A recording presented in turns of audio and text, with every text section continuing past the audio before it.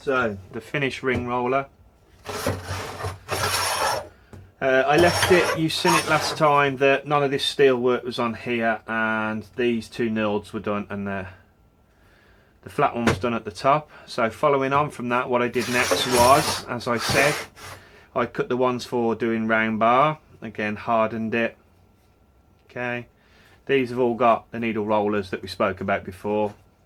Okay, then what I did, I drilled and reamed, with it all assembled, drilled and reamed all the way through. Slight clearance up a couple of thou on this so it pivoted, and then I ran a piece of silver steel through there, and the two grub screws hold on two flats to keep the silver steel still, and then I just cut it flush, obviously because the steel will come up here, and it's about the same as the flanges on there, so it shouldn't hit, and if it does hit I'll just lift it around. So that's what we got there. And what we did here with these pieces, you may remember in the first video if you've watched it, I was always very concerned with some of the other people's designs, how these under load might go that way or that way, and you see some of them that are twisting that way and the rings are going off over the sides or all sorts. So the idea of adding this piece of steel here and all the way down here to the rear pivots was simply just to strengthen it up and give this some support so it doesn't rock from side to side. Okay, and also when it's right down inside, obviously this is fully unscrewed at the moment, there's no need to ever really go that thick because the machine's incapable of doing steel that thick. But yeah, when it's a bit more inside, it gives this a bit more support, stops it twisting. I think you've seen the handle last time, so the handle can be fitted on that side or that side. You just simply take that bush off there, which is just a spacer to stop the shaft drifting, and put it on that side, and vice versa, that goes on there. Made this little frame here, you may remember in the last part but one, I wanted to make a rotating frame for that. It just got too much.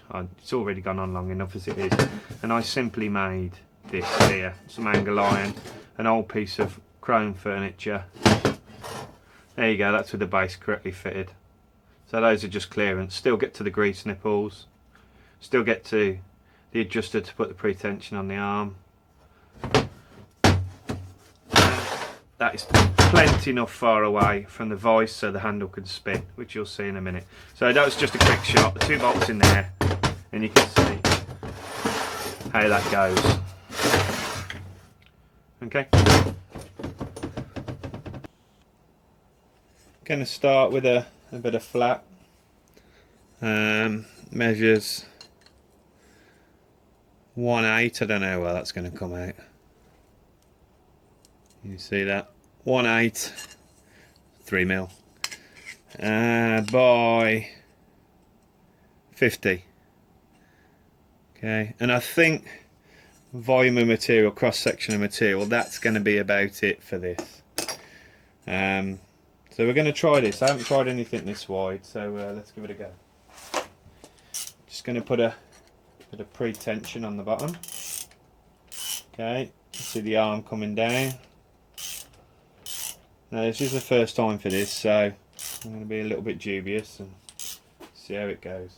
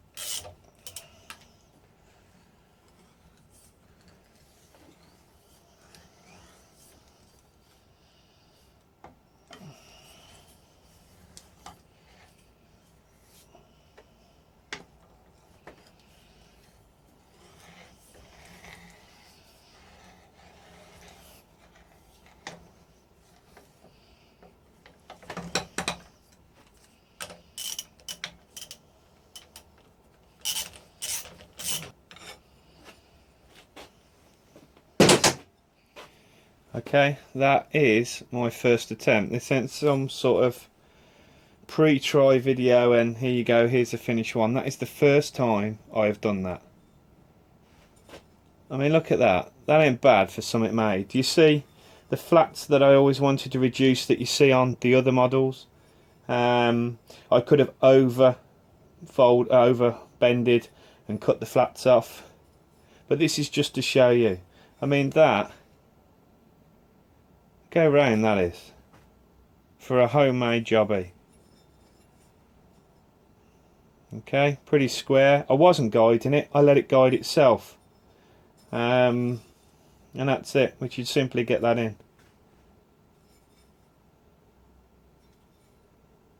So that's that one. I'm really happy with that.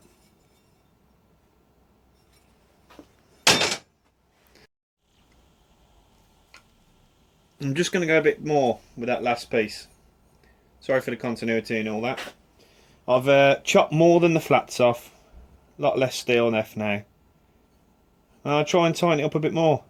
It'll push the machine a bit more. I'm not going to destruction, but I think if we can close that up, I haven't measured it, it might run out of steel, I don't know. So I'm just going to try that bit. Let's see if I can get it a bit tighter.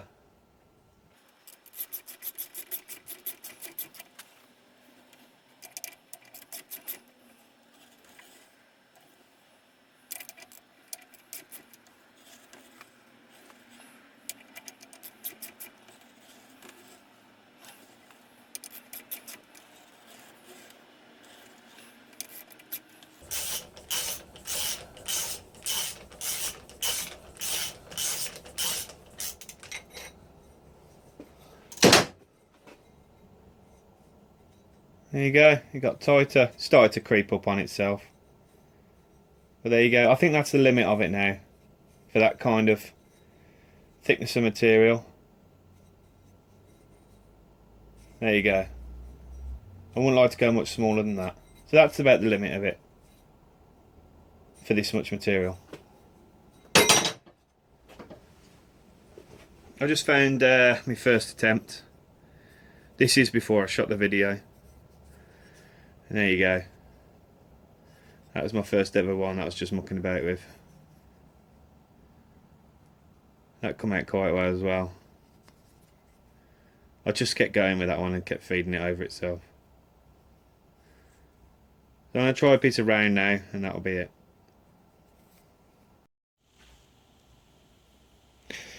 Okay, onto the round side. I've moved the handle from that side to that side, really so you can see. They're actually 10, 8, 6 and 5. I checked the tooling, and it starts at 10.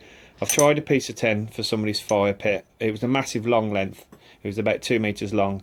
It didn't prove anything. It's easy to do a big long length.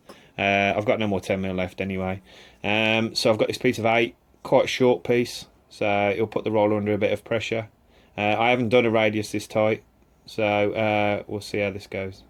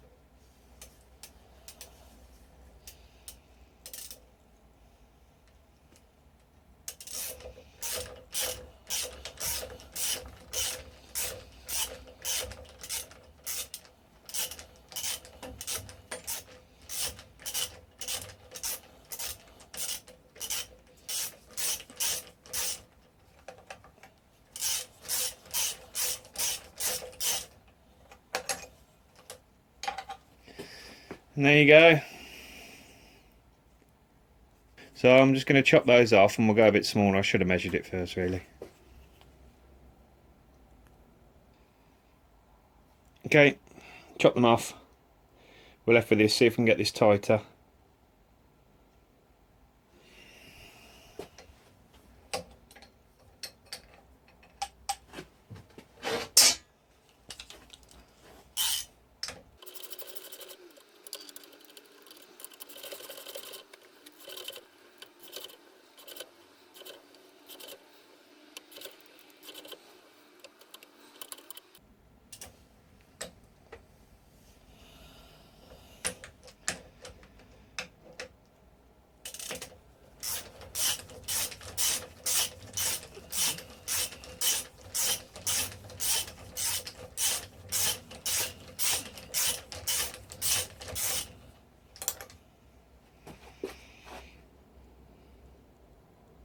You can barely see the flats on that one.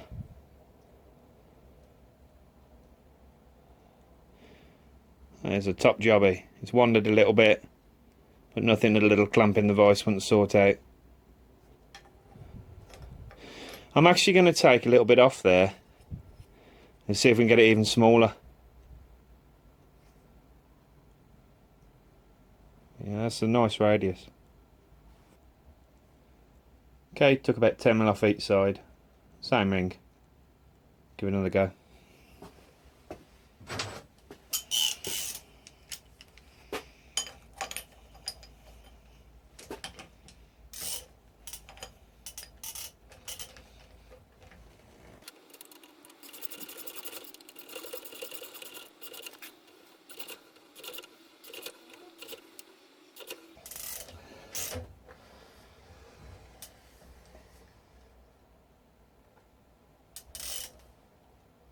And I think that's it. That's near the diameter of the roller. I think any more will be pushing it.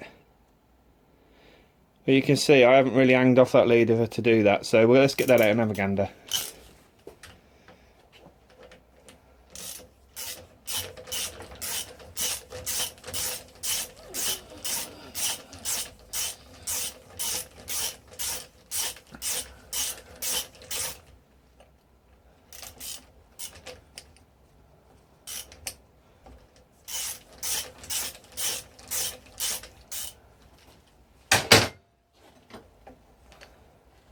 In fact, it's made itself so small I can't even get itself out of its own groove.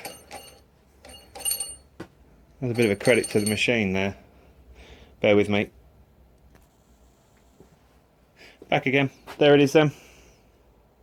I actually have to open that up to get the thing off. So that little gap that you see, focus, that little gap that you see was just to get the thing off. So you can see, remember the flats that I go on about all the time in one, there practically are none. There's about 5mm there and there's practically nothing on there. So that is a near perfect ring in 8mm. You're not going to get it any smaller than that because I can't get it off the rollers. So that's the extent of this machine in 8mm.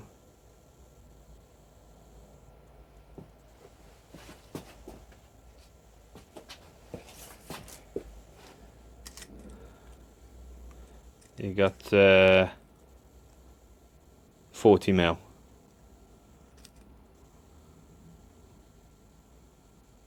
ID. So there you go. My own made ring roller. Just a quick bit of advice for anybody else wanting to build it. As I said in the first part of all this, that what was important to me was to have little waste in material and little flats. I wanted very little flats, not big great flats that you have to fold and chop them off. Now you've seen this one come off yourself, okay? So you see on the flat wise there is very little, and the only reason that opened up was to get it off the rollers. Now the trick to that is, see the centre line of that, get that into that centre line as low as you possibly can, and see very little gap in my rollers. So all you've got unbent material is from that point there to that point there, and then that point there to that point there. So when your end's coming round, you got that much on that end, that much on that end, and that really is the knack to doing such a good circle as that. Again, you can see it's sprung back, and that's what I'd say is the key to it, and where a lot of them lack. And really, I think I've achieved what I wanted to do. Now for the future, if I get time, what I am going to do is make one that takes square bar, you can see here I have tried some square bar. Again, a piece of 8mm, but it had to be guided through the flat rollers. What I like to do is one with grooves in, or where you use a series of washers, different thicknesses, different ODs, and you just build them up. So if you want to do a wide piece, you use a series of small OD washers with a large OD at the end, and you just move it as and when, so thin pieces, square pieces, wide pieces, whatever you want to do. So I might make one in the future that you build up your thickness of washers for the thickness of material, so it's got a wall at each side to guide flat stock through. So let's just say that's a piece of flat stock, that was the offcut. It will guide those through. So and you just build it up as you want it. You'll see on some of the bigger machines. So plans for the future, I'm going to make a folder, press brake, whatever you want to call it, and I'm going to make a bigger one of these using a jack and a big hydraulic press. So that'll be the future.